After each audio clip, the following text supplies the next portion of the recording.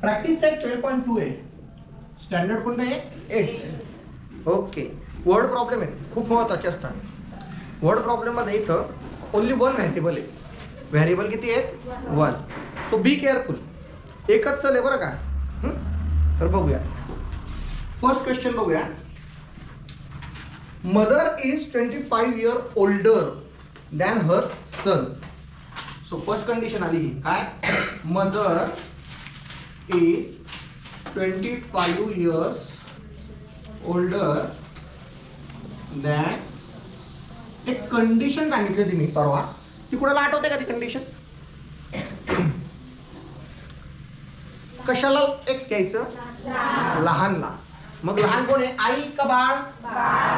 Okay. Let the son's age. ही condition नेहमी लक्षात ठेवायची वन व्हेरिएबल साठी. The son's age is x. Therefore mother's age. आई किती वर्षांनी मोठी आहे. मग काय येणार बेटा एक्स प्लस. आलं लक्षात. Find son's age. शोधायचं कोणाचं वय एक्स म्हणजे son's age. If after 8 years ratio of son's age to the mother's age. Ratio of son's age to the mother's age it becomes how much 4.9. But after how many days, how many years 8 years. So after 8 years 8 वर्षांनंतर मग son's age 8 वर्षानंतर किती होणार मुलाचं वय आणि mother's age आईचं वय. हे बघा आईचं वय x + 25 आहेच. तर चेतू आपण काय करू बेटू त्याच्यानंतर परत +8 ऍड करू. ओके. हे रेशो येत आहे. मग काय येणार x + 8. 25 + 8 30. 4/9. मग तिरकस गुणाकार करायचं. हे cross 9 into x + 8 and 4 into x + 9 into x 9 into 8 4 into x 4 into 33. Very nice 132. मग मोठ्या भावाकडे लहान भाऊ जाईल म्हणजे 9x कडे कोण जाणार आणि 132 कडे कोण जाईल लहान भाऊ. लहान भाऊ कुठं कोण आहे 132 आहे का 72 आहे. 9x मधून 4x गेले 132 - 72 13तून 7 गेले 6 आणि 2तून 2 गेले 0. x = 60/5. therefore x = so the इथं लिहायचं द सन्स एज. मुलाचं वय किती येणार आणि आईचं कोणी सांगू शकतं का. Extra knowledge. मदर्स एज 25 जास्त आहे ना. कितीने जास्त आहे x + 25 म्हणजे मदर्स एज x + 25 12 + 25 37 years. हे एक्स्ट्रा आहे. हा पेपरात फक्त सन्स एज विचारलेलं आहे. Second the denominator of a fraction is greater than its numerator by 12 if the numerator is decreased by 2 and the denominator is increased by 7.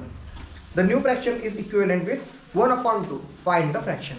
मला असं आठवतंय की हे परवा मी सोडून दिलेले गणित आहेत बरोबर आहे ना. मग फ्रॅक्शन म्हणजे अपूर्णांक असतं बेटा. काय असतं अपूर्णांक. मग फ्रॅक्शन आपण घेऊ. लेट द फ्रॅक्शन इज अपूर्णांक काय आहे मग x/y. मग कंडिशन बघायची. काय condition.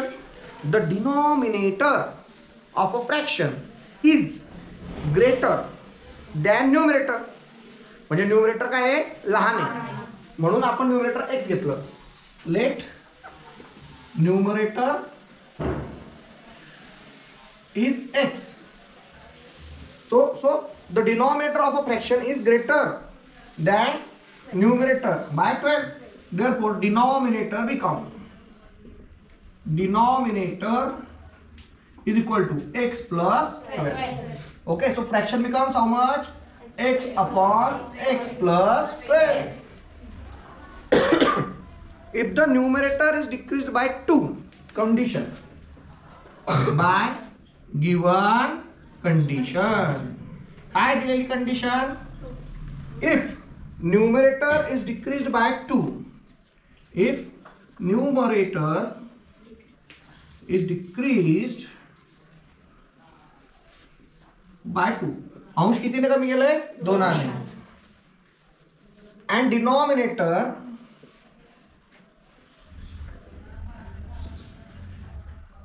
is increased by how much?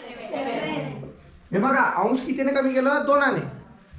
अंश किती, सॉरी, हा यस आय एम राईट. अंश कितीने कमी केलं? 2ने. आणि छेद कितीने वाढवलं? 7ने. मग हे डिनॉमिनेटर, हे जे फ्रॅक्शन आहे हे लक्षात घ्यायचं. then fraction becomes how much? Fraction is, then the ratio, then new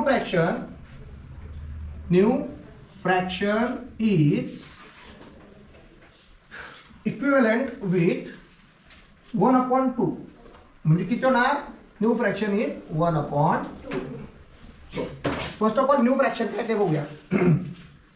new fraction पहिलं काय आहे? x upon x plus 12 decrease by 2 आणि increase by 7.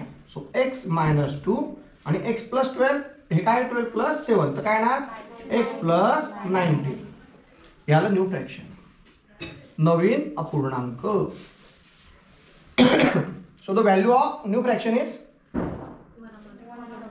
x minus 2 upon x plus 19 is equal to 1/2. हे काय आलं? गिवन. अगेन क्रॉस मल्टिप्लिकेशन दिलेलं आहे अक्षरा की नवीन जे फ्रॅक्शन येणार, नवीन जे अपूर्णांक येईल त्याची व्हॅल्यू 1/2 आहे बेटा. सो 2 इंटू x मायनस 2 आणि 1 इंटू x प्लस, मग 2 इंटू x, 2 इंटू मायनस 2, मोठ्या भावाजवळ लहान भाऊ जाईल 2x, हा लहान भाऊ. हे काय आलं? -4 आणि 19 मध्ये -4 लहान आहे. सो 19 कुठे जाणार? प्लस 4. x equal to 20. बघा विचारलं काय त्यांनी? न्यूमरेटर विचारले, बरोबर का fraction? Okay, that's it. So therefore हा जो फ्रॅक्शन होता हा काय ना? Therefore the fraction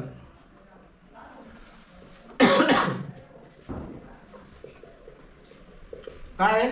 x upon x plus 12. So what is x? 23. 23 plus 12 काय ना? 23 अपॉन 35. आलं लक्षात? तर मी इथं लिहून देतो. Fraction is 23 upon 35.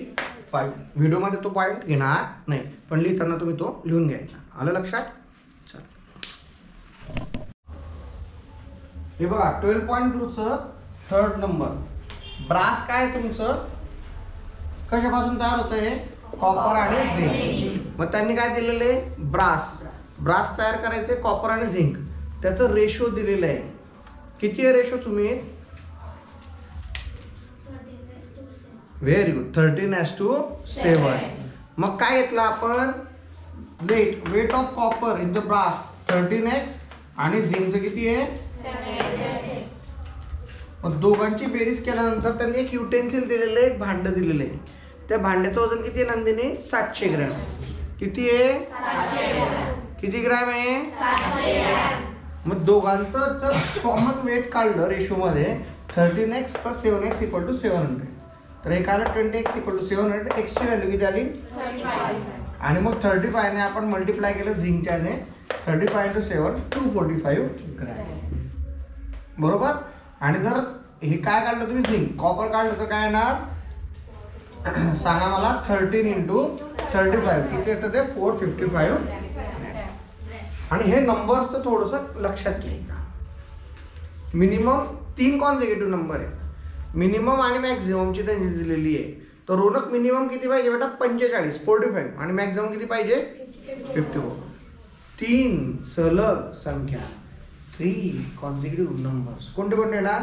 एक्सच्या आधीचं x मायनस 1 आणि एक्सच्या नंतरचं x प्लस 1. तर तिघांची बेरीज केली x minus 1 plus x plus 1. तर एकदा बेरीज किती आली? 45 आणि एकदा मॅक्झिमम किती घेतली? 54. मग -1 + 1 cancel. 3x = 45. x = 45/3 that is 15. आणि 54 साठी काय येणार? x = 54/3. x = किती आली? 18. मग 15 आणि 18च्या मधल्या 3 कॉन्झिक्युटिव्ह नंबर्स पाहिजे ज्यांचं बेरीज महेश किती आलं पाहिजे? 45 आणि 54च्या मध्ये. तर 15, 16, 17, 16, 17, 18. चल लिहून घ्या.